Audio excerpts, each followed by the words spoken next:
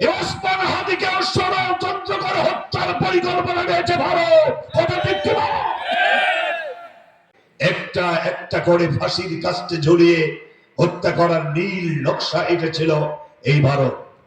শুধু এখানেই শেষ নয়, 24-এর গণঅভ্যুত্থানের প্রথম কাতারে এক এক নায়ক ওসমান হাদি, এই ওসমান হাদিকেও ষড়যন্ত্র করে হত্যার পরিকল্পনা নিয়েছে ভারত। কথা ঠিক কিনা? যেমন আমার পার্শ্ববর্তী দেশ ভারত, আমার যখন পানির দরকার তখন আমাকে পানি দেয় না, আর যখন পানির কোনো প্রয়োজন নাই তখন সব কপাট খুলে দেয়। কথা আসতে বলেন খারাপ। হয়তো ভারত বাংলাদেশের কখনো বন্ধ হতে পারে না। এই ভারত বাংলাদেশের সব থেকে বড় শত্রু হচ্ছে ভারত। কথা ঠিক কিনা জোরে কর। এই বাংলাদেশের ইসলামী আন্দোলন যেন সামনে এগুতে না পারে, বাংলাদেশে কোরআনের সমাজ যেন কায়েম না হয়, সেজন্য ভারত অনুবীক্ষণ দুর্বীক্ষণ যন্ত্র দিয়ে হিসাব মেলাচ্ছেন। বাংলাদেশের ইসলামী আন্দোলনের অকুতোভয় সৈনিকগুলোকে একটা একটা করে ফাঁসির কাস্টে ঝুলিয়ে হত্যা করার নীল নকশা এঁটেছিল এই ভারত। শুধু এখানেই শেষ নয়, 24-এর গণঅভ্যুত্থানের প্রথম কাতারে এক এক নায়ক ওসমান হাদি, এই ওসমান হাদিকেও ষড়যন্ত্র করে হত্যার পরিকল্পনা নিয়েছে ভারত। কথা ঠিক কিনা? সুতরাং আমার যখন পানির দরকার হয় তখন তারা পানি দেয় না, পানির যখন কোনো প্রয়োজন নাই সব পানি খুলে দেয়। আসসালামু আলাইকুম ওয়া রাহমাতুল্লাহি ওয়া বারাকাতুহু। সাউন্ড একটু বাড়াও।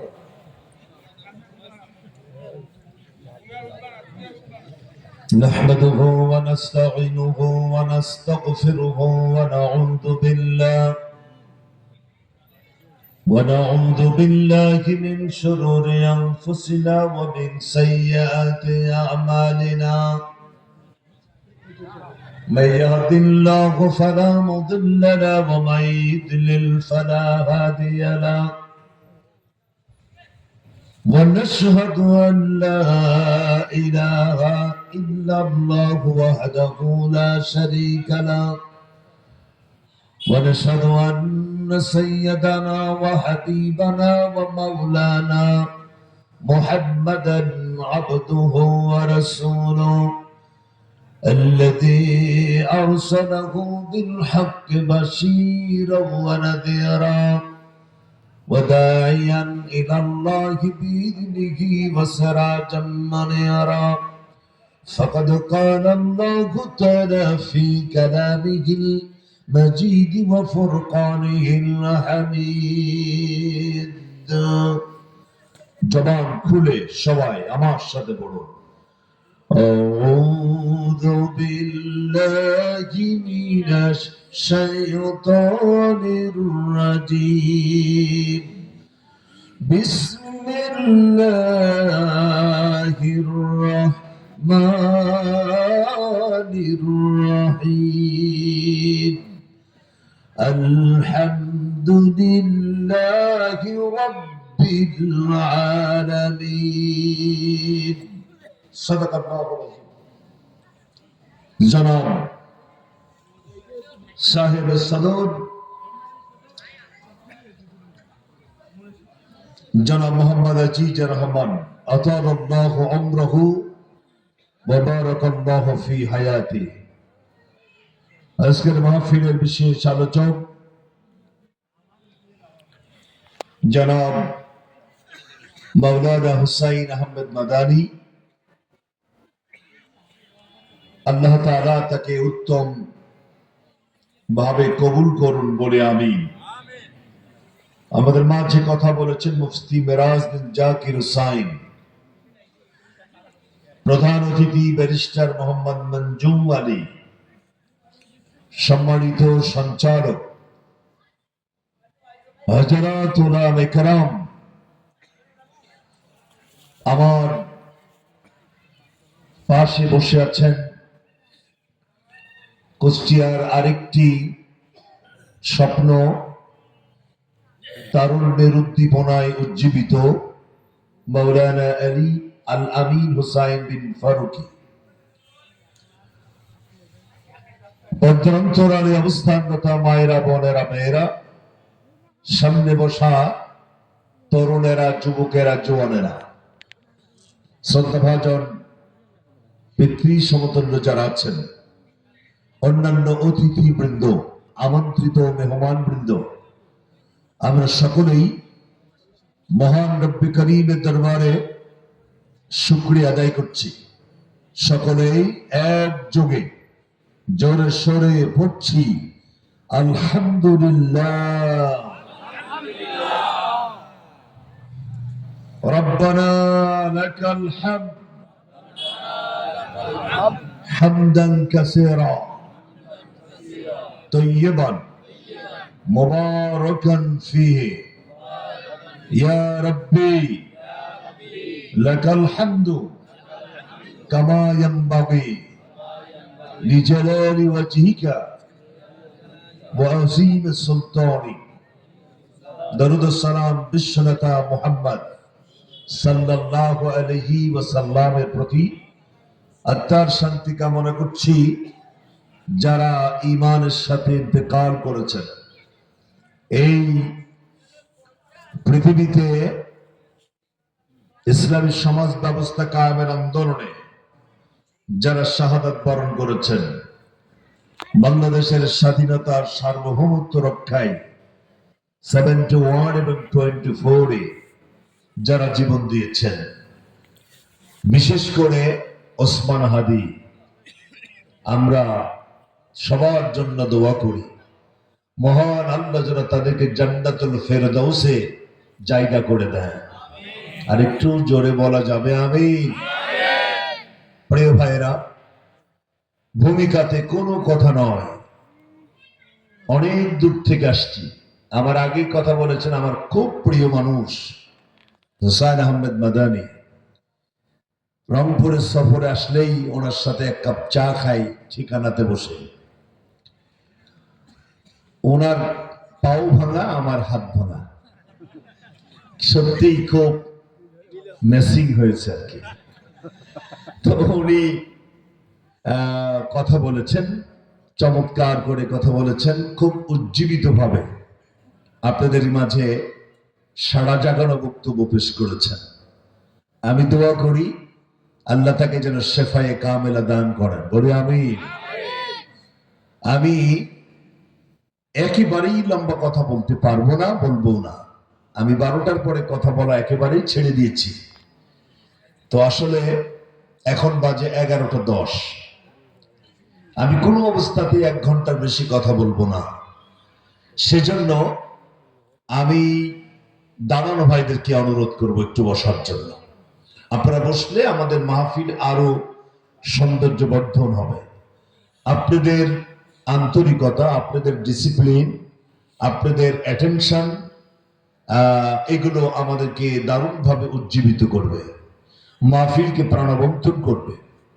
বসুন। আমি মাদ্রাসার স্টুডেন্টদেরকেও বলবো তারাও যেন মাহফিলে বসে। কোরআনের মাহফিল মাদ্রাসার স্টুডেন্টরা বসবে, এটাই যৌক্তিক, এটাই সায়েন্টিফিক। প্রিয় ভাইরা, কথা শুরু করার আগে একটু জিজ্ঞেস করতে চাই আপনারা কেমন আছেন? জি আলহামদুলিল্লাহ রাব্বিল আলামিন, আমিও ভালো আছি। আমি সূরা, এটা আসলে তাফসীর মাহফিল, কোরআন থেকেই কথা বলা উচিত। আমি চেষ্টা করব কোরআন দিয়েই কথা বলা ইনশাআল্লাহ, বিমাশিয়াতিল্লাহ বিইজনিল্লাহ বিফদলিল্লাহ বিতৌফিকুল্লাহ তাআলা। আমি সূরা ফাতিহার 1 নম্বর আয়াত তেলাওয়াত করেছি। এই আয়াতটি জানি না এমন কেউ মুসলমানের কাতারে নাই, সবাই জানা আছে, খুব পরিচিত। জায়াতের সাথে গোটা পৃথিবীর মুসলমানদের দারুণ সম্পর্ক, গভীর কানেকশন। আমরা সায়াতটি আপনাদের জন্য তেলাওয়াত করেছে, সেখান থেকে কিছু কথা বলবো। আয়াতটি ছোট কিন্তু আলোচনা অনেক বড়, সময় কম, কথা অনেক বেশি। এই জন্য এদিকে সেদিকে না দৌড়ায়া আমি সরাসরি কোরআন থেকে কথা শুরু করতে চাই। আল্লাহ তাআলা যেন আমাকে সেই কথা বলার, সেই এক্সপিরিয়েন্স, সেই অ্যাবিলিটি, সেই কোয়ালিটি, সেই শক্তি আর সাহস যেন আল্লাহ আমাকে দান করেন। বলি আমিন। আরো জনে বলি আমিন। প্রিয় ভাইরা, তেলাওয়াতকৃত আয়াতের অর্থ হচ্ছে সমস্ত প্রশংসা একমাত্র আল্লাহ। প্রশংসা বলেন, গুণকীর্তন বলেন, আর শুকরিয়া বলেন, যে ভাষাই বলেন, একমাত্র আল্লাহ। এটা কোনো কোনো ক্ষেত্রে আইন বিধান সেক্ষেত্রেও ব্যবহার হয়ে থাকে।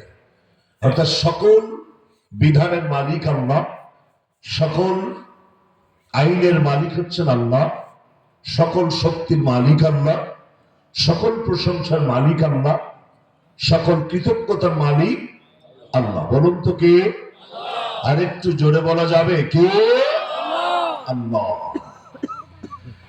তার মানে আমরা একমাত্র তারই আইন মানতে চাই, তারই গুণকীর্তন করতে চাই, তারই প্রশংসা করতে চাই, তারই হুকুম মেনে আমরা আমাদের জীবন পরিচালনা করতে চাই। কিন্তু কেন?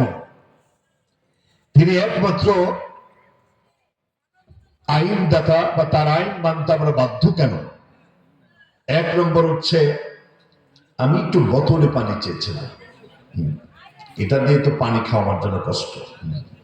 1/2 লিটারের একটা পানি একটু দেন, যদি পারেন ইনটেক পানি দেন, একটু ফ্রেশ পানি বা মাম পানি এগুলো রাখবেন। এটা সব না, দরকার নাই। আর সম্মানিত তাওহীদি জনতা, কোরআন শুনতে এসেছেন গভীর রাত, আপনারা হতাশ নন তো? কোরআন মানুষকে হতাশ করে না। তাহা মা আনজালনা আলাইকাল কোরআনা লিতাশকা। কোরআন মানুষকে হতাশ করে না, মানুষের ভাগ্য বিনষ্ট করে না, বরং কোরআন জাতির ভাগ্যকে সুপ্রসন্ন করে দেয়। সুবহানাল্লাহ। এই জন্য যারা আসতে পেরেছেন আপনারা সৌভাগ্যবান, আমরা গৌরবান্বিত, আমরা ইমপ্রেস। যারা আসতে পারেন নাই তারা দুর্ভাগ্যবান। যারা 4 স্টলে বসে আছেন, বাদাম বিক্রি দিচ্ছেন, তারা অবশ্যই বারাকা থেকে, আল্লাহ রহমত থেকে তারা দূরে সরে আছেন। যারা আছেন আমার সামনে বসে আছেন, যতক্ষণ থাকবেন কোনো গুনাহ হবে না। সুবহানাল্লাহ হলো না? আর জোরে বলেন না সুবহানাল্লাহ। যতক্ষণ থাকবেন কোনো গুনাহ হবে না। তাহলে আমার আলোচনার বিষয়, সকল প্রশংসার মালিক কে? আরে ভাইয়া জোরে বলেন না কেন? কে? আল্লাহ। সব জিনিসই আল্লাহর প্রশংসা করে, আল্লাহর আইন মানে। কোরআন বলছে আল্লাহ রাব্বুল আলামিন চমৎকার করে জানিয়ে দিয়েছেন, ওয়ালাহু আসলামা মান ফিস সামাওয়াতি ওয়াল আরদ তাওআন ওয়া কারাহা। কোরআন তেলাওয়াত হবে, আল্লাহু আকবার দেখতে মাঠটাকে জীবিত রাখবেন। পারা যাবে না ভাই? কারণ লিল্লাহি তাকবীর, আল্লাহু আকবার, এটা কোনো রাজনৈতিক দলের স্লোগান নয়, এটা আল্লাহর সার্বভৌমত্বের পরিচয়। এই পৃথিবীতে আমি যেদিন এসেছিলাম, আমার এক কানে আজান আর এক কানে ইকামত। আমি জিজ্ঞেস করতে চাই, পুরুষের মতো জবাব দিবেন, আমাদের আজানের প্রথম শব্দ কি? সবাই কিন্তু জবাব দিতে পারেন নাই। আমার ইকামতের প্রথম শব্দ কি? আমার নামাজের প্রথম শব্দ কি? আমার ঈদের নামাজের প্রথম শব্দ কি? আমার জীবনের শেষ নামাজ জানাজার নামাজের প্রথম শব্দ কি?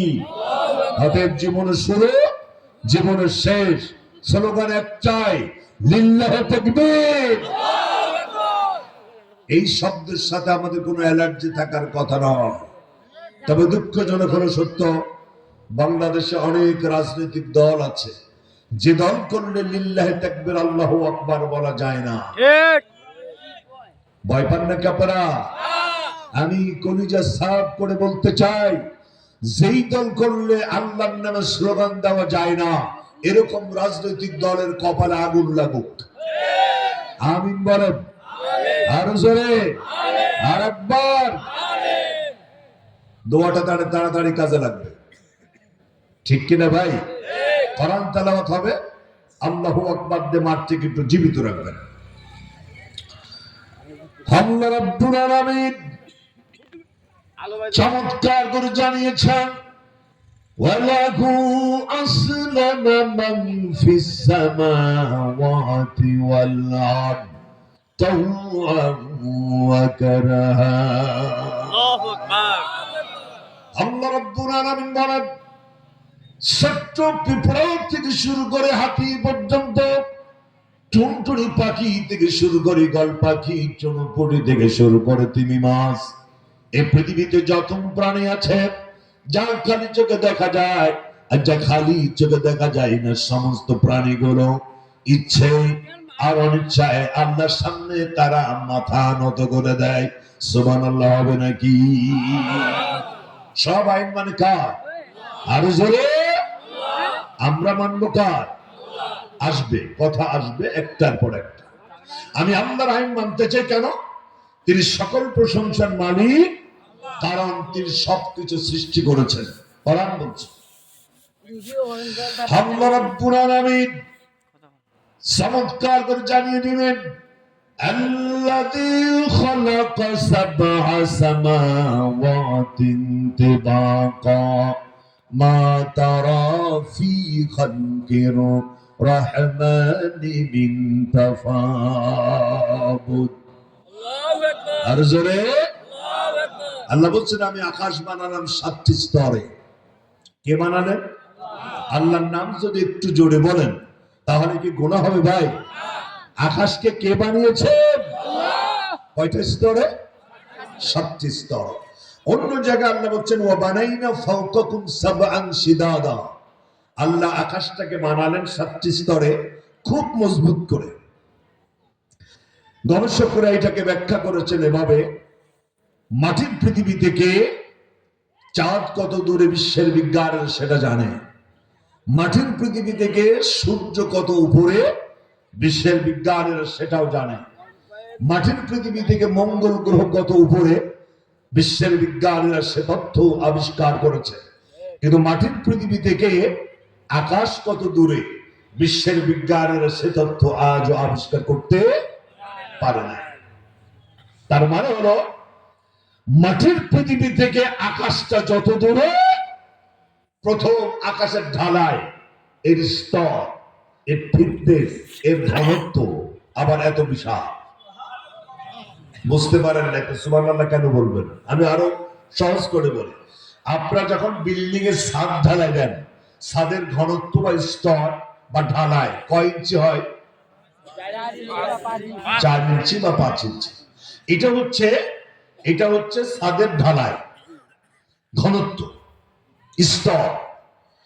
গবেষকরা বলছেন, মাটির পৃথিবী থেকে এই মহাশূন্য আকাশ যত উপরে, প্রথম আকাশের ঢালাইটা আবার এত মোটা। আল্লাহু আকবার। প্রথম আকাশের নিচ থেকে দ্বিতীয় আসমানের ছাদ পর্যন্ত যে শূন্য জায়গা, আবার দ্বিতীয় আসমানের ঢালাইতে এত মোটা। দ্বিতীয় আসমান থেকে তৃতীয় আসমানের যে শূন্য জায়গা, এত বড় জায়গাটা নিয়ে আবার তৃতীয় আসমানের ঢালাই। সুবহানাল্লাহ হবে নাকি? কে বানিয়েছেন? আল্লাহ। অতএব আল্লাহ বলছেন, মা তারা ফি খালকির রহমান মিন তাফাউত। দেখো তো আমার সৃষ্টির মধ্যে কোনো ভুল আছে নাকি?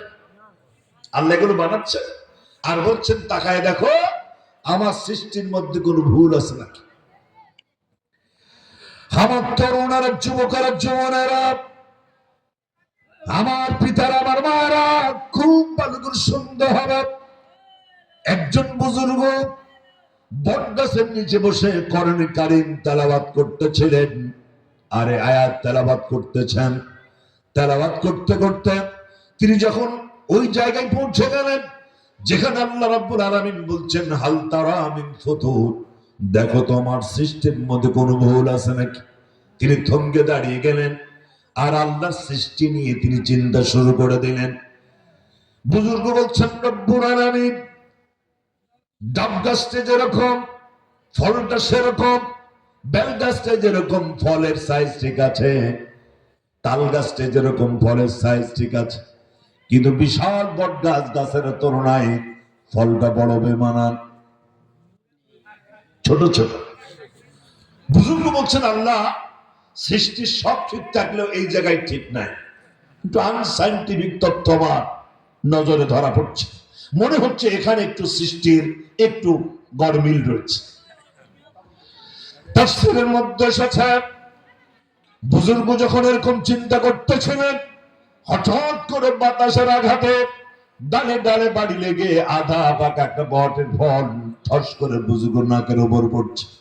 বুজুর্গ আল্লাহু আকবার বলে সিজদায় পড়ে গেলেন আর বললেন, রব্বুল আলামিন তোমার সৃষ্টির মধ্যে কোনো ভুল নাই, কারণ আমার পরিকল্পনা, আমার চিন্তা অনুযায়ী যদি গাছের বডি অনুযায়ী ফলের ওজন হইতো, আর যে পজিশন মতন পড়ছে আমার নাক যেত, কল্লা উড়ে চলে যেত। আল্লাহ সৃষ্টিতে ভুল আছে? এত আস্তে বললে তো হক আদায় হবে না। পুরুষের মতো জোরে বলুন, আল্লাহ সৃষ্টিতে ভুল আছে। অথচ বাংলাদেশের একজন নাস্তিক বলল আল্লাহ অঙ্কে দুর্বল, নাউযুবিল্লাহ, তার নামে কোনো মামলা হয় না। আরেকজন বলছে, আচ্ছা আল্লাহ যে অঙ্কে দুর্বল না, সেটা একটু দেখায় আপনাদের। আপনি কি বিরক্ত হচ্ছেন? একটু হাত দেখান তো আমাকে, লিল্লাহে তাকবীর। ঠিক আছে, আল্লাহ যে অঙ্কে খুব পাকা, ইন্নাল্লাহা সারিউল হিসাব। দেখেন, কিছু কিছু জিনিস আল্লাহ মানুষের মধ্যে ছেড়ে দেন নাই, নিজের হাতে কন্ট্রোল করছেন। যেমন আকাশের বৃষ্টি, এটা যদি আল্লাহ তাআলা কোন গভর্নমেন্টের হাতে ছেড়ে দিতেন, যে 2026 সালে যত বৃষ্টি হবে এই বৃষ্টির ডিস্ট্রিবিউশনের দায়িত্ব হচ্ছে গভর্নমেন্টের হাতে, সরকারের হাতে যদি বৃষ্টির ভাগ বটনের দায়িত্ব দেওয়া হতো, তাহলে কি বিরোধী দল পানি পেত? ঠিক মতো পানি পেত না। যেমন আমার পার্শ্ববর্তী দেশ ভারত, আমার যখন পানির দরকার তখন আমাকে পানি দেয় না, আর যখন পানির কোনো প্রয়োজন নাই তখন সব কপাট খুলে দেয়। কথা আসতে বলেন খারাপ। ভারত বাংলাদেশের কখনো বন্ধ হতে পারে না।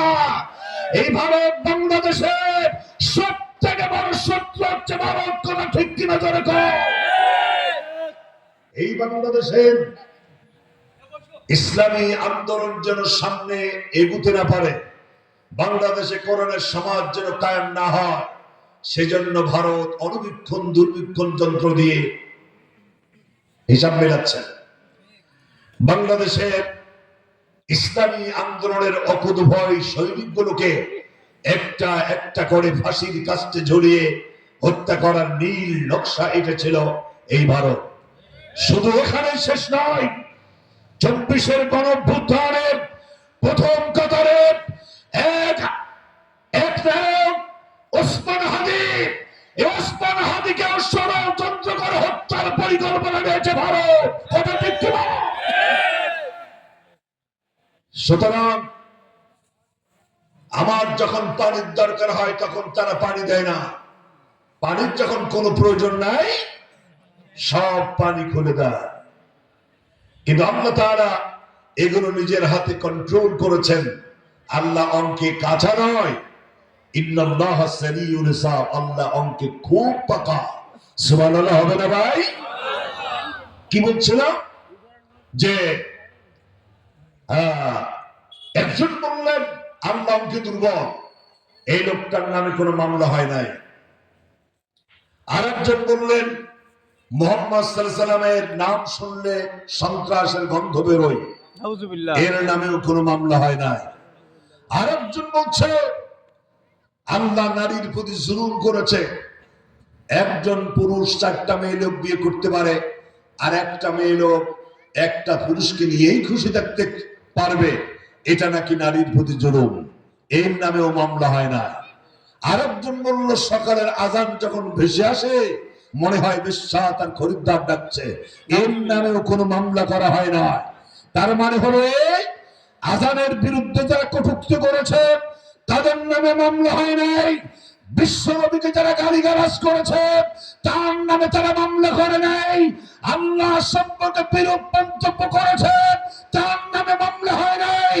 মামলা করা হয়েছে যারা বাংলাদেশে কোরআনের রাস্তায় আন্দোলন করেছে তাদের নামেই মামলা করা হয়েছে। কথা ঠিক কি?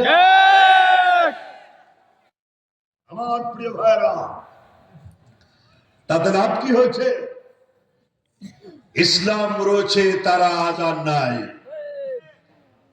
ভয় পান আপনার কথা বলতে? ইসলাম আছে, তারা আজ নাই। আপনারা কি হিটলারের নাম শুনেছেন? 60 লক্ষ ইহুদি হত্যার সাথে জড়িত হিটলার। সে হিটলার কি আজও আছে বাংলাদেশের পৃথিবীতে? মরে গেছে। আপনারা কি চেঙ্গিস খানের নাম শুনেছেন? 2.5 কোটি মানুষ খুন করলো চেঙ্গিস খান। অথচ এই চেঙ্গিস খান এর দাফন কোথায় হয়েছে, এর কবর কোথায়, পৃথিবীর মানুষ সেটা জানে না। শেষ। বাঘা বাঘা যারা স্বৈরাচার তারা মানুষের মন থেকে মুছে যায়, কিন্তু ইসলাম প্রিয় ব্যক্তিরা কখনো মুছে যায় না। ঠিক কিনা সরকার? আমেরিকার অসংখ্য বড় বড় বাঘা বাঘা প্রেসিডেন্টের নাম মানুষ মন থেকে মুছে ফেলে দেয়, কিন্তু ইমাম আবু হানিফার নাম কিয়ামত পর্যন্ত মানুষের মন থেকে মুছে যাবে না। ইমাম বুখারীর নাম মানুষের মন থেকে মুছে যাবে না। সৈয়দ কুতুব শহীদ খান জাহানারী, শাহপরান শাহ মখদুম, শহীদ তিতুমির, আল্লামা দেলোয়ার হোসেন সাঈদী, ওসমান হাদির নাম বাংলাদেশের মানুষ, গোটা পৃথিবীর মানুষ মন থেকে মুছে ফেলে দেবে না। কথা ঠিক?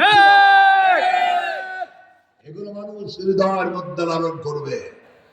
যারা স্বৈরাচার তাদেরকে আল্লাহ মানুষের মন থেকে মুছে ফেলে দেয়। কথা বলে? সুতরাং আল্লাহ রাব্বুল আলামিন বলছেন, আমি আকাশ বানালাম 7টি স্তরে। খুব ভালো করে লক্ষ্য করেন। আরেকটি আয়াত আল্লাহ রাব্বুল আলামিন বলেন, খালাকাস সামাওয়াতি বিগাইরি আমাদিন তারাউনাহা ওয়া আলকা ফিল আরদি রাওয়াসিয়া। আরো জোরে, আরো জোরে। এই যে মাহফিলে কত শত খুঁটি, দেখেন চারিদিকে খুঁটি, আর আল্লাহ বিশাল আকাশ বানালেন, কোন খুঁটি নাই। কে বানিয়েছেন? অতএব প্রশংসা পাওয়ার মালিক কে? আল্লাহ রাব্বুল আলামিনের পরে বলেন, আম্মান জাআলাল আরদা কারারান ওয়া জাআলা খিলালাহা আনহারা وجعل لها رواسي وجعل بين البحرين حاجزا। আল্লাহ বলছেন, আমি দুনিয়াকে বসবাসের উপযোগী বানালাম, পৃথিবীকে বসবাসের উপযোগী করে দিলেন। আল্লাহ রাব্বুল আলামিন আরেকটা আয়াতে জানিয়ে দিলেন, الذي جعل لكم الأرض فراشا والسماء بناء وأنزل من السماء ماء فأخرج به من الثمرات رزقا لكم فلا تجعلوا لله أندادا وأنتم تعلمون। আল্লাহ আকাশ বানালেন বিছানা, আকাশ বানালেন ছাদ, জমিন বানালেন বিছানা। জমিনকে আল্লাহ বিছানা বললেন কেন? বিছানার সাথে জমিনকে তুলনা করা হলো কেন? কারণ বিছানা নরমও বটে, শক্তও বটে। খুব বেশি নরমও নয়, খুব বেশি শক্তও নয়। জমিনটা আল্লাহ এভাবে বানাইছেন, খুব বেশি নরমও নয়, খুব বেশি শক্তও নয়। জমিনটা নরমও বটে, শক্তও বটে। জমিন কোন দিক থেকে নরম? কোরআনে কারীমের মধ্যে আল্লাহ রাব্বুল আলামিন চমৎকার করে জানিয়ে দিলেন, আফারাআইতুম মা তাহরুথুনা আনতুম তাযরাউনাহু আম নাহনুয যারিউন। আল্লাহ রাব্বুল আলামিন বলেন, রংপুরের মানুষেরা তোমরা তাকায় দেখো, তোমাদেরকে চোখ নাই, তোমাদেরকে বিবেক নাই, তোমরা কি চোখে দেখো না? তোমরা কি চোখে দেখো না? যখন একটা শিমের বিচি, একটি লাউয়ের বিচি যখন মাটিতে বপন করা হয়, এই শিমের বিচির মাথাটা ফেটে যায়, তারপর নরম দুটি পাতা শক্ত জমিন ভেদ করে আকাশের দিকে উদ্গত হয়ে যায়। কে করে দেয়? মানুষ না আল্লাহ। আল্লাহ রাব্বুল আলামিন বলেন, এত নরম দুটি পাতা জমিন ভেদ করে আকাশের দিকে উদ্গত হয়ে যায়, টোকা দিলে ছিঁড়ে যায়, অথবা দুটি আঙ্গুল দিয়ে চাপ দিলে গলে যায়। এত নরম দুটি পাতা জমিন ভেদ করে যখন আকাশের দিকে উদ্গত হয়ে যায়, এই দৃশ্য দেখে মনে হয় আল্লাহ তাআলা জমিনটাকে নরম বানিয়েছেন। সুবহানাল্লাহ হবে নাকি? আমার মনে হচ্ছে, তাকায় দেখো, 10 তলা, 20 তলা, 50 তলা, 100 তলা বিল্ডিং মাটির উপরে দাঁড়িয়ে আছে, লক্ষ লক্ষ কোটি কোটি টন ওজন নিয়ে মাটির উপর দাঁড়ায় আছে, মাটির মধ্যে ঢুকে যায় না। এই দৃশ্য দেখে মনে হয় আল্লাহ তাআলা জমিনটার শক্ত বানায়েছেন। সুবহানাল্লাহ হবে নাকি? কে বানিয়েছেন? আল্লাহ রাব্বুল আলামিন জমিন বানিয়ে দিলেন, আর তিনি একটি নোটিশ জারি করে দিলেন, গোটা পৃথিবীর মানুষকে নোটিশ শুনিয়ে দিলেন, লা তামশি ফিল আরদি মারহান ইন্নাকা লাম তাখরিকাল আরদা ওয়া লান তাবলুগাল জিবালা তুলা। জমিনে তুমি অহংকারের সাথে চলাফেরা করো না, অহংকারের সাথে আমার জমিনে পাও বাড়াবে না। নির্দেশটা কার? আরে ভাই, এত আস্তে বলো, তার নির্দেশ করেছেন কে? একটা পাও বাড়াবে না, কারণ অহংকার আল্লাহর গায়ের চাদর। যারা অহংকার করেছে তারা যেন আল্লাহর গায়ের চাদর ধরে টান মেরেছে। তোমার অহংকার করার কিচ্ছু নাই।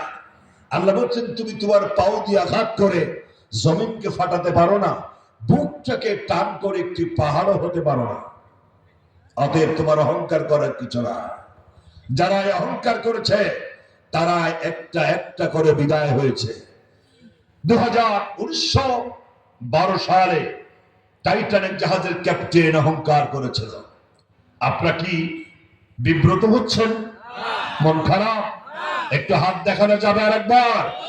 লিল্লাহি তাকবীর। 1912 সাল, আজ থেকে 113 বছর আগের কথা। টাইটানিক জাহাজের ক্যাপ্টেন বলেছিলেন, পৃথিবীর কোন প্রাকৃতিক দুর্যোগ আমার টাইটানিককে ডুবাতে পারবে না। অহংকার। শুরু হলো উদ্বোধন। কিছু দূর যাওয়ার পর দেখা গেল জাহাজ পানির মধ্যে দেবে যাচ্ছে।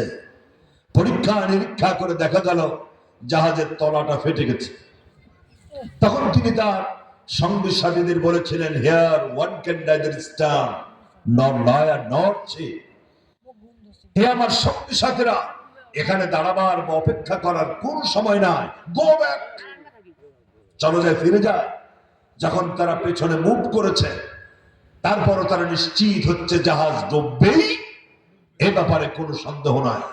তখন তারা গোটা পৃথিবীর মানুষকে মেসেজ থ্রু করে বলেছিলেন, প্রে ফর আস নাও।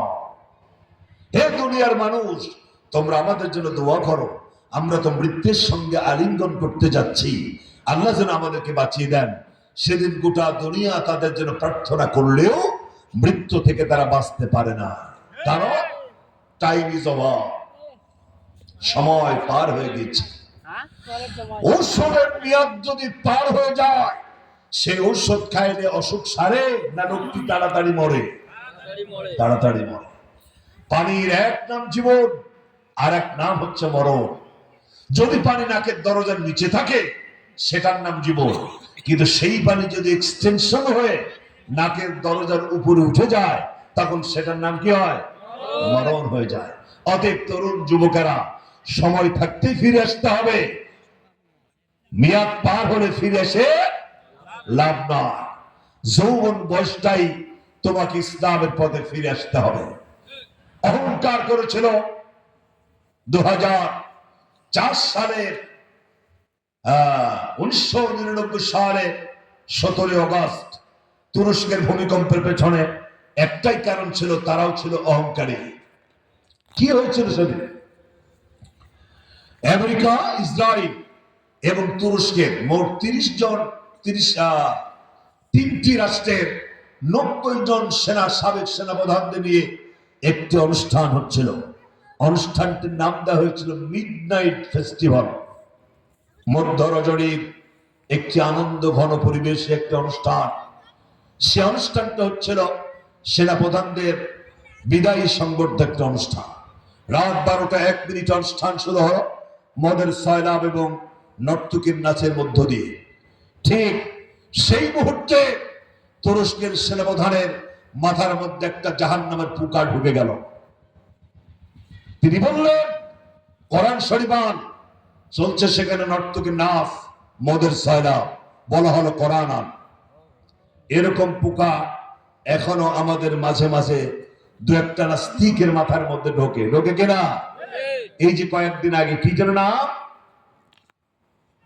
বাউল আবুল সরকার, উনি বললেন সূরা নিসার মধ্যে নাকি আল্লাহ শুধু মানুষকে নাচতে বলছে, তাই উনি নাচতেছেন। আপনাকে আসেন না চলে গেছেন? 90% মুসলমানের দেশে একটা বাউল ফকির, এর সাহস হয় কি করে কোরআনের বিরুদ্ধে কথা বলা, আল্লাহকে নিয়ে বিরূপ মন্তব্য করা? আমরা উদ্ঘাটন করে দেখলাম এদের সাহসের পেছনে কিছু রাজনৈতিক ব্যক্তিদের ইন্ধন আছে। আর জোরে বলে আমি কলিজা সাফ করে বলতে চাই, আবুল সরকার একটা বেয়াদব, একটা জানোয়ার। আরে এই জানোয়ারের পক্ষে যদি বাংলাদেশের কোন রাজনীতিবিদের কথা বলে, সে আর একটা জানোয়ার, সে আর একটা বেয়াদব। তুরস্কের সেনাপ্রধানের মাথার মধ্যে জাহান্নামের পোকা ঢুকে গেল। উনি ক্যাপ্টেনকে বললেন কোরআন আন, আনা হলো কোরআন, বলা হলো কোরআন পড়। তিনি পড়লেন ইন্না নাহনু নাযালনা যিকরা ওয়া ইন্না লাহু লাহাফিজুন, বলা হলো অর্থ কর। উনি বললেন নিশ্চয় কোরআন নাযিল করেছি আমি আল্লাহ, আর এটা সংরক্ষণের দায়িত্ব গ্রহণ করেছে আমি আল্লাহ। সুবহানাল্লাহ হলো না? ক্যাপ্টেনকে বলা হলো এটাকে ব্যাখ্যা কর। ক্যাপ্টেন বললেন স্যার আমি ব্যাখ্যা জানি না। তখন উনি বলছেন কোরআনের ব্যাখ্যা আমি করছি, আয়াতের ব্যাখ্যা আমি করছি, তুই শোন। তোর আল্লাহ বলেছে কোরআন নাযিল করেছে আমি, আর এটা সংরক্ষণের দায়িত্ব গ্রহণ করেছে আমি আল্লাহ। আমি দেখতে চাই তোর আল্লাহ কি করে কোরআন সংরক্ষণ করে, আমি নিজের চোখে এটা দেখতে চাই। এই বলে তিনি কোরআনের পাতাগুলোকে দুহাত দিয়ে ছিঁড়ে টুকরো টুকরো করে নর্তকের পায়ের নিচে ছুঁড়ে ফেলে দিল। নাউযুবিল্লাহ। আর সে চিৎকার দিয়ে দেখে বলল, ডাক তোর আল্লাহকে, আমি দেখতে চাই তোর আল্লাহ কি করে কোরআন সংরক্ষণ করে, আমি দেখতে চাই। ক্যাপ্টেন ছিলেন মুসলিম, তিনি বেরিয়ে গেলেন আল্লাহর গজবের ভয়ে। 1 মিনিট নয়, আধা মিনিট নয়, 29 সেকেন্ডের মাথায় ভূমিকম্প শুরু হয়ে গেল। গোটা নৌকাটি পানির তলায় তলিয়ে গেল। 40,000-এর মৃত্যু হলো 29 সেকেন্ডের মাথায়। কে করলেন এটা? আল্লাহ। আরো জোরে আল্লাহ। সে আল্লাহ এখন আপাতত নাই, থাকলে অনেক দুর্বল। যে আল্লাহ রাব্বুল আলামিন সূরা বাকারা 255 নম্বর আয়াতের বুকের মধ্যে নিজের লংজিভিটি, নিজের ইসতাতে গ্যারান্টি চমৎকার করে দিয়া দিলেন। আল্লাহু লা ইলাহা ইল্লা হুয়াল হাইয়ুল কাইয়ুম। যারা জানেন পড়েন সবাই, আল্লাহু লা ইলাহা ইল্লা হুয়াল হাইয়ুল কাইয়্যুম। আল্লাহর নবী বিশ্বনবী বলেন, কোরআনের মধ্যে যতগুলো আয়াত কারিমা আছে সব থেকে দামি, সব থেকে সেরা আয়াত আয়াতুল কুরসি। যে ব্যক্তি প্রতি ফরজ নামাজের পরে আয়াতুল কুরসি বুঝে বুঝে তেলাওয়াত করবে আর বুকে ফুক লাগাবে, আল্লাহ নবী বলেছেন কিয়ামতের দিন আল্লাহ তাআলা ওই বান্দা বান্দির ব্যাপারে সিদ্ধান্ত নেবেন আর আল্লাহ তাআলা ওই লোকটিকে জান্নাত দিয়া দেবেন। সুবহানাল্লাহ হবে নাকি? তিনি তো চিরঞ্জীব, তিনি চিরস্থায়ী, তিনি ছিলেন, তিনি আছেন, তিনি থাকবেন। যার শুরু নাই, যার শেষ নাই, যিনি ঘুমান না, যিনি জিমান না, যিনি আকাশ আর জমিন চালাতে গিয়ে কখনো দুর্বল হয়ে যান না, জোরে বলুন তো তার নাম কি? এরকম আল্লাহ কয়জন? একজন। একটু আঙ্গুল দিয়ে দেখান তো আল্লাহ কয়টা? প্রত্যেকটি সূরার মধ্যে আল্লাহ রাব্বুল আলামিন নিজের যে জিনিস চমৎকার করে জানিয়ে দিলেন। কুল হুয়াল্লাহু আহাদ, পড়েন সবাই, কুল হুয়াল্লাহু আহাদ আল্লাহুস সামাদ লাম ইয়ালিদ ওয়া লাম ইউলাদ ওয়া লাম ইয়াকুল লাহু কুফুয়ান আহাদ। বিশ্বনবী বলেন, প্রত্যেকটি সূরা গোটা কোরআনের 1/3, 3 ভাগের 1 ভাগ। তার মানে হলো এই, যে ব্যক্তি ছোট্ট সূরাটি একবার তেলাওয়াত করবেন সেজন্য গোটা কোরআনে 10 পারা তেলাওয়াতের সমান সওয়াব পাওয়া গেল। সুবহানাল্লাহ। আল্লাহর নবী আরো বলেন, যে ব্যক্তি এই সূরাটি 10 বার তেলাওয়াত করবেন সেজন্য তার জন্য আল্লাহ রাব্বুল আলামিন জান্নাতের মধ্যে আল্লাহ তাআলা তার জন্য একটা বাড়ি বানায় দেবেন। সুবহানাল্লাহ বলা যাবে নাকি? একটু জোরে সোরে জিকির করো, সুবহানাল্লাহ, আলহামদুলিল্লাহ, লা ইলাহা ইল্লাল্লাহ। আর জোরে সোরে সুবহানাল্লাহ, আলহামদুলিল্লাহ, লা ইলাহা ইল্লাল্লাহ, লা ইলাহা ইল্লাল্লাহ মুহাম্মাদুর রাসূলুল্লাহ। তুমি আসমানে থাকো প্রভু, আমি জমিনে, তবু তোমারি প্রেম জামে হৃদয় গহীনে।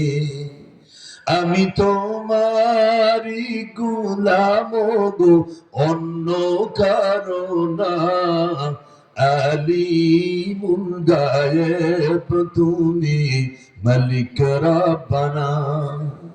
আল্লাহু আল্লাহু আল্লাহু আল্লাহু আল্লাহু আল্লাহু আল্লাহ। তোমারি রহম ছাড়া বাঁচা বড় দায়, প্রতিদিনে প্রতিক্ষণে জড়িয়ে রাখো গো আমার।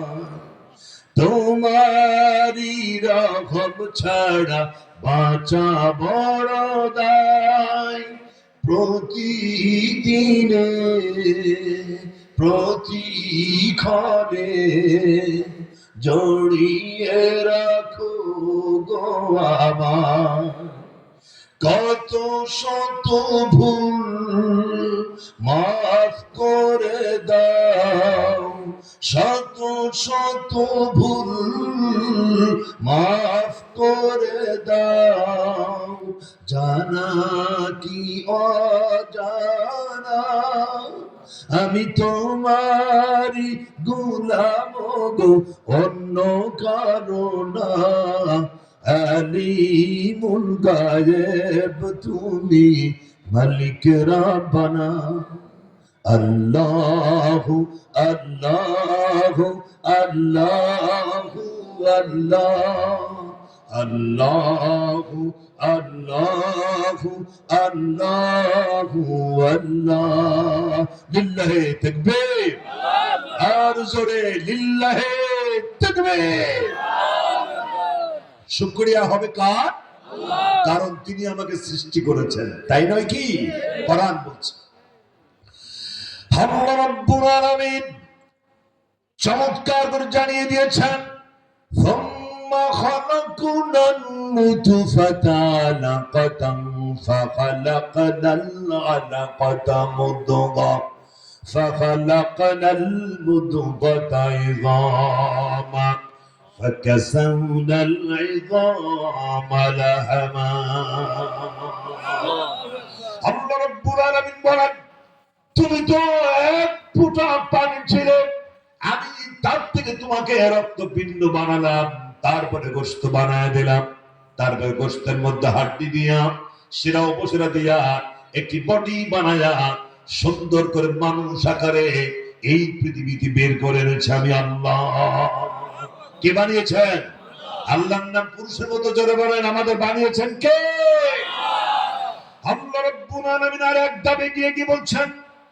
খালাকাল ইনসানা আল্লামাহুল বায়ান। আল্লাহ মানুষ সৃষ্টি করলেন, সে সাথে মানুষকে কথা বলতে শেখালেন। আমাকে কথা বলতে কে শিখিয়েছেন? এ পৃথিবীতে কত মানুষ আছে, দেখতেও ভালো, টাকা পয়সার অভাব নাই, কিন্তু কথা বলতে পারে না। আছে না ভাই? অনেকেই তো। তাদের মধ্য থেকে আল্লাহ আমাকে কথা বলতে শিখিয়েছেন। আমি শুকরিয়া আদায় করব কার? জোরে বলুন কার? আল্লাহ। আল্লাহ রাব্বুল আলামিন আর এক ধাপে গিয়ে বলছেন, ওয়া মিন আয়াতিহি খালকুস সামাওয়াতি ওয়াল আরদ ওয়া ইখতিলাফু আলসিনাতিকুম ওয়া আলওয়ানিকুম ইন্না ফী যালিকা লাআয়াতিন লিল আলামিন। কি সুন্দর করে আল্লাহ বলছেন, আমি এই পৃথিবীর কোটি কোটি মানুষের ভাষাকে আলাদা করে দিলাম। সবার কণ্ঠকে আলাদা, সুর আলাদা, কণ্ঠের ভোকাল আলাদা, কণ্ঠের ওজন আলাদা, সবগুলোকে আমি আলাদা করে দিলাম। আমি যদি একজনের কণ্ঠের সাথে আর একজনের কণ্ঠের হুবহু মিল করে দিতাম, এই যে আপনারা মাহফিল এসেছেন, বাড়িতে সর্বনাশ হয়ে যেত। আল্লাহ বলছেন, এগুলো আমার সৃষ্টি, অতএব আমি এইভাবে তোমাকে সৃষ্টি করেছি, অতএব তুমি শুকরিয়া আদায় করবে কার? আল্লাহ রাব্বুল আলামিনের পরে বলেন, আলাম তারা আন্নাল ফুলকা তাজরি ফিল বাহরি বিনি'মাতিল্লাহ লিয়ুরিয়াকুম মিন আয়াতিহি ইন্না ফি যালিকা লাআয়াতিন লিকুল্লি সাব্বারিন শাকুর। আল্লাহ রাব্বুল আলামিন বলেন, বিজ্ঞানের ছেলেরা, অভিজ্ঞানের ছেলেরা, সায়েন্স ফ্যাকাল্টির ছেলেরা, তাকায় দেখো, তোমার কি চোখ নাই, তোমার কি বিবেক নাই? তাকায় দেখো নদী বন্দর গুলোতে, সমুদ্র বন্দর গুলোতে, সেখানে লক্ষ লক্ষ টন ওজন নিয়ে, কোটি কোটি টন ওজন নিয়ে জাহাজগুলো পানির মধ্যে ভেসে আছে। পানির মধ্যে জাহাজ ডুবে যায় না। জাহাজগুলোকে কে ভাসিয়ে রেখেছেন? মানুষ না আল্লাহ। কি করেছে? বাংলাদেশের বিজ্ঞানের ছেলেরা যদি আজ তারা এগুলো নিয়ে চিন্তা করত, আল্লাহর কসম, একটা বিজ্ঞানের ছেলে নাস্তিক হতে পারে না। কথা ঠিক কিনা? তারা কোরআন যদি তেলাওয়াত করত, তাদের পাঠ্য বইয়ের সাথে সাথে যদি তারা কোরআনটাকে যদি তারা স্টাডি করত, তাহলে একটা ছেলেও দাঁড়িয়ে প্রসাদ করতে পারে না। ঠিক কিনা ভাই? এগুলো হচ্ছে আল্লাহ পরিচয়। আল্লাহ আরো বলছে, বিরক্ত হচ্ছেন আপনারা? আমি একদম শেষের দিকে চলে এসেছি। কথা তো অনেক লম্বা, সব কথা তো বলা যাবে না, উঠা যাবে না, একেবারেই উঠা যাবে না। আমরা আপনাদেরকে ধন্যবাদ জানাচ্ছি যে আপনারা এতক্ষণ বসে আছেন গভীর রাত। তবে আর কিছুক্ষণ, জি কষ্ট হয়, কষ্ট হয়, একটু স্লোগান দেন তো, লিল্লাহে তাকবীর। ঠিক আছে, আমার যুবকের, তরুণের, যৌবনেরা, আমার মায়ের, আমার পিতারা, খুব সুন্দর হবে। আল্লাহ রাব্বুল আলামিন পৃথিবীর মানুষের ব্রেনে টাচ করছেন, মানুষের মানুষের মাথায় কাজ দিচ্ছেন, টাচ করে আল্লাহ তাআলা বলছেন, আল্লাহ রাব্বুল আলামিন বলেন, আওয়ালাম ইয়ারাউ ইলা তাইরি ফাওকাহুম সাফাত ওয়া ইয়াকবিদনা মা ইয়ামসিকুহুন্না ইল্লার রাহমান। আল্লাহ রাব্বুল আলামিন বলেন, তাকায়া দেখো, আকাশে পাখিরা উড়ে যায়। পাখিরা যখন আকাশে ওড়ে, দুটি ডানায় ঝাপটা মেরে সা করে উড়ে যায়। আবার কখনো কখনো ডানা তারা স্থির রেখে আকাশে উড়ে বেড়ায়।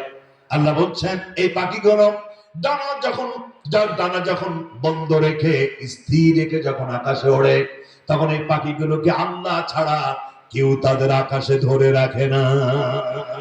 কে তিনি? বলেন না তিনি কে? তিনি হচ্ছেন আল্লাহ। আল্লাহ রাব্বুল আলামিনের পরে বলেন, আল্লাহুল্লাযী আরসালার রিয়াহা ফাতুসিরু সাহাবা ফাসাকনাহু ইলা বালাদিন মাইয়িতিন ফাআহইয়ানা বিহিল আরদা বা'দা মাউতিহা। আল্লাহ রাব্বুল আলামিন বলেন, যখন এই গঙ্গাচরপুর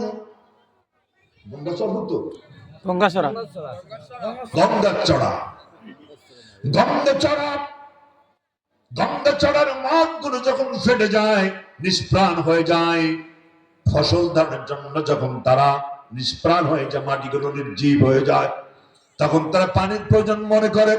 আল্লাহ রাব্বুল আলামিন তখন একটি বাতাসকে অর্ডার করে দেয়, এক টুকরা মেঘমালা ওই বদরগঞ্জ থেকে টেনে এনে গঙ্গাচড়ার মাঠের উপরে ছেড়ে দেয়।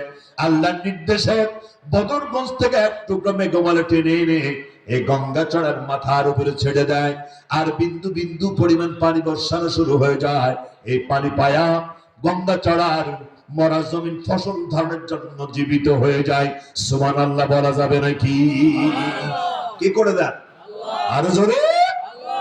আল্লাহ রাব্বুল আলামিনের পরে বলেন, আফরাই ইউমবিতুনাকুম বিহিজ যারআ ওয়াজ যাইতুনা ওয়ান নাখিলা ওয়াল আনাব ওয়া মিন কুল্লি সামারাত।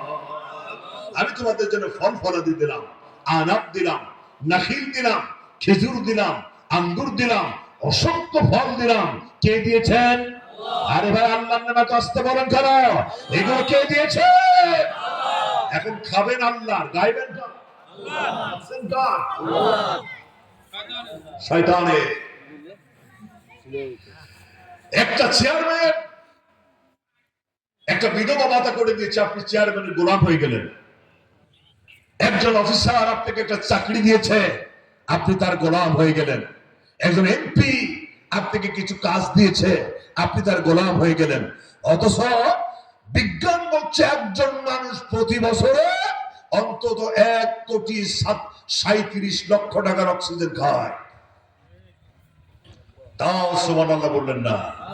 আপনাদের সুবহানাল্লাহর অবস্থা দেখে মনে হচ্ছে আপনারা অক্সিজেন বাদেই চলেন।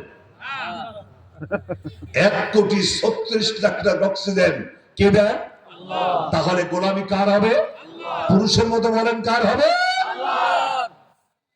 শুধু এখানেই শেষ নয়, আল্লাহ রাব্বুল আলামিন আরেক ধাপে গিয়ে চমৎকার করে জানিয়ে দিলেন, ওয়া হুয়াল্লাযী সাখখারাল বাহরা লিতাকুলু মিনহু লাহমান তারিয়্যা ওয়া তাস্তাখরিজু মিনহু হিল্যাতান তালবিসুনাহা।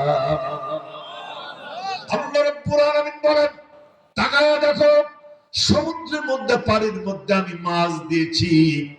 কত মাছ তোমাদের জন্য দিয়া দিলাম, ফল দিলাম, ফসল দিলাম, সবজি দিলাম, মাছের ব্যবস্থা করে দিলাম আমি আল্লাহ। বিজ্ঞানীরা বলছেন এই পৃথিবীতে আল্লাহ তাআলা অন্তত 16,000 রকমের মাছের ব্যবস্থা করেছেন। সুবহানাল্লাহ হবে নাকি? কত হাজার? 16,000 রকমের মাছ। এর মধ্যে একটি মাছ হচ্ছে ইলিশ মাছ। কেজি কত ভাই? 2600। ফাইন, 2600। একজন টাটকা জবাব দিস, আজ যারা মুখের মধ্যে কথা রাখছেন, আমার মনে হয় এবছরে ইলিশ আপনাদের কপালে জোটে নেই। এই ইলিশ কখনো কখনো 5,000 টাকা কেজি হয় পয়লা বৈশাখে। কথা আসতে বললে হবে না তরুণেরা, আর জোরে বলেন কথা ঠিক কিনা? পয়লা বৈশাখের সাথে মুসলমানদের কোন সম্পর্ক থাকার কথা নয়। মুসলমানরা আজ নিজের ইতিহাস ভুলে গেছে, হিন্দুদের ইতিহাস বুকে ধারণ করেছে। কথা ঠিক কিনা? ও মুসলমান, ও তরুণ সমাজ, তুমি তোমার ইতিহাস ভুলে গেলে তো চলবে না। এই পৃথিবীতে স্পেনে মুসলমানরা শাসন করেছে স্পেনকে। ভারতবর্ষকে 850 বছর ধরে মুসলমানরা শাসন করেছে। আফ্রিকার ভূখণ্ডে ইসলাম প্রতিষ্ঠিত করেছে এই মুসলমানেরা। সারা পৃথিবীর অর্ধেক পৃথিবী শাসন করেছে এই মুসলমানেরা। এই মুসলমানরা অ্যালজেব্রা আবিষ্কার করেছে, এই মুসলমানরা ম্যাথমেটিক্স আবিষ্কার করেছে, এই মুসলমানরা জিওগ্রাফি আবিষ্কার করেছে, এই মুসলমানরা মেডিসিন আবিষ্কার করেছে। আল্লাহু আকবার বলা যাবে না? সেই মুসলমান নিজের ইতিহাস আজ ভুলে গেছে। বলে গিয়ে পহেলা বৈশাখ 31st নাইট 14 ফেব্রুয়ারি আপনার কাছের না চলে গেছেন। 14 ফেব্রুয়ারিতে ঘটা করে ভালোবাসা দিবস উদযাপন তারাই করতে পারে যারা মাকে মা বলে ডাকে না, যারা বাবাকে বাবা বলে ডাকে না। কথা বলে ডাকে না। আমাদের জন্য ঘটা করে একদিন ভালোবাসা উদযাপন করা কোনো প্রয়োজন নয়, কারণ ইসলামের জন্মই হয়েছে ভালোবাসার মধ্য দিয়ে। মাকে কেমনে আপনি ভালোবাসবেন, ইসলাম সেটা আমাদেরকে শিক্ষা দিয়েছে। আমরা আমাদের সন্তানকে কেমনে ভালোবাসবো সে শিক্ষা ইসলাম আমাদেরকে দিয়েছে। আমরা আমাদের স্ত্রীর সঙ্গে কেমন ব্যবহার করব, ইসলাম সেটা আমাদের শিক্ষা দিয়েছে। প্রতিবেশীর সাথে আমরা কি আচরণ করব, ইসলাম আমাদের শিক্ষা দিয়েছে। অতএব আমরা কোরআন ভালোবাসি, ইসলাম ভালোবাসি, দেশ ভালোবাসি, দেশের প্রত্যেক প্রান্তে মাটিকে ভালোবাসি, কিন্তু 14 ফেব্রুয়ারি মুখে আমরা লাথি মারি, এটার সাথে আমাদের কোন সম্পর্ক না। ঠিক কিনা? জোরে খান। মাছ দিলেন কে? আরো জোরে। মাছ দিয়েছেন আল্লাহ, খাচ্ছেন আল্লাহ, গাইবেন কার? শুধু এখানে শেষ নয়, আমরা আরো আগায় গিয়ে বলছেন। আমার তরুণেরা, যুবকেরা, জওয়ানেরা, কথাগুলো খুব ভালো শুনতে হবে। আল্লাহ রাব্বুল আলামিন চমৎকার করে জানিয়ে দিলেন, وَالْأَنْعَامَ خَلَقَهَا لَكُمْ فِيهَا دِفْءٌ وَمَنَافِعُ وَمِنْهَا تَأْكُلُونَ। আমি মাছ দিলাম, আমি সবজি দিলাম, আমি গোশের ব্যবস্থা করলাম, আমি আল্লাহ। খাইবেন আল্লাহ, শুকরিয়া আদায় হবে আলহামদুলিল্লাহ। বলেন না আলহামদুলিল্লাহ? আমরা খাওয়ার সময় বিসমিল্লাহ না, শেষেও আলহামদুলিল্লাহ কই না, খায় আর বলি যা মজা হইছে, কিন্তু শুকরিয়া আদায় হয় না। শুকরিয়া আদায় করতে পারলে রব্বুল আলামিন কোরআন খুললেই প্রতি নামাজের শুরুতে আমরা যা আমাদের সামনে বেঁচে আসে, আলহামদুলিল্লাহি রাব্বিল আলামিন। পড়েন সবাই, আলহামদুলিল্লাহি রাব্বিল আলামিন। প্রশংসা সবই কেবল তোমারি, প্রশংসা সবই কেবল তোমারি, রব্বুল আলামিন। দয়ালু মেহেরবান করুণা অফুরান, আর কেউ নয় তুমি মালিক। শেষ বিচারের দিন, শেষ বিচারের দিন। প্রশংসা হবে কার? আর একটু জোরে বলা যাবে? আল্লাহ রাব্বুল আলামিন চমৎকার করে জানিয়ে দিলেন, ওয়া ইন্না লাকুম ফিল আনআমি লা'iবরাতান নুসকিকুম মিম্মা ফি বুতুনিহি মিন বাইনি ফারসিন ওয়া দামিল লাবানিন খালিসান সাইগান লিশারিবিন। আল্লাহ রাব্বুল আলামিন বলেন, রংপুরের মানুষেরা তাকায় দেখো, গাভীগুলোর দিকে তাকায় দেখো, গাভীর শরীরের মধ্যে আছে পায়খানা, এর শরীরের মধ্যে আছে প্রস্রাব, শরীরের মধ্যে আছে রক্ত, পায়খানা, প্রস্রাব আর রক্তের মধ্য থেকে আমি পৃথিবীর মানুষের জন্য সাদা ধবধবে দুধের ব্যবস্থা করে দিলাম আমি আল্লাহ। সুবহানাল্লাহ হবে নাকি? আল্লাহ রাব্বুল আলামিনের পরে বলেন, আফরাআইতুমুন নারাল্লাতী তুরুনা আনতুম আনশাআতুম শাজারাতাহা আম নাহনুল মুনশিরুন। এগুলো রান্নার জন্য আমি লাকড়ির ব্যবস্থা করলাম, খড়ি, পেট্রোল কার, কিলাম তো হয়ে আপনারা, পেট্রোল কার, কেরোসিন কার, ডিজেল কার, জলবায়ু কার। আল্লাহ বলেন এইগুলো তোমরা রান্না বান্নায় ব্যবহার করো। অতএব সব তো আল্লাহ। এখন শুকরিয়া কার আদায় করবেন? আল্লাহ রাব্বুল আলামিন আরেকটু এগিয়ে বলছেন, ওয়াল্লাহু খালাকা কুল্লা দাব্বাতিন মিন মাইন فمنهم من يمشي على بطنه ومنهم من يمشي على أربع يخلق الله ما يشاء إن الله على كل شيء قدير। আল্লাহ রাব্বুল আলামিন বলেন, চোখে দেখো, তাকায় দেখো, চিন্তা করে দেখো, সকালবেলা কোটি কোটি প্রাণী ঘর থেকে বেরিয়ে যায়, ছোট্ট পিঁপড়া থেকে শুরু করে হাতি পর্যন্ত, মশা থেকে শুরু করে ঈগল পাখি, সুনুপুটি থেকে তিমি মাছ পর্যন্ত সকালবেলা ঘর থেকে তারা বেরিয়ে যায়। কি তাদের খাবার তাদের জানা থাকে না। কেউ তার ডানার উপর ভরতে চলে, কেউ তার পেটের উপর ভরতে চলে, কেউ তার দুই পায়ের উপর ভরতে চলে। তাদের কোনো ব্যাংক নাই, ব্যালেন্স নাই, পিএস নাই, ডিপিএস নাই, কোথাও তাদের খাবার জমা করা আছে তাদের জানা নাই। একমাত্র ভরসা করে আল্লাহর উপরে। জোরে বলুন, কার উপরে? সকালবেলা গলা পর্যন্ত খোদা নিয়ে সকালবেলা আল্লাহর উপর ভরসা করে বেরিয়ে যায়। আল্লাহ তাআলা বলছেন, সন্ধ্যার সময় তাদেরকে যখন বাসায় ফিরাই দিই, প্রত্যেকটা প্রাণীকে আমি গলা পর্যন্ত খাবার দিই, যার যার বাসায় ফিরাই দিই।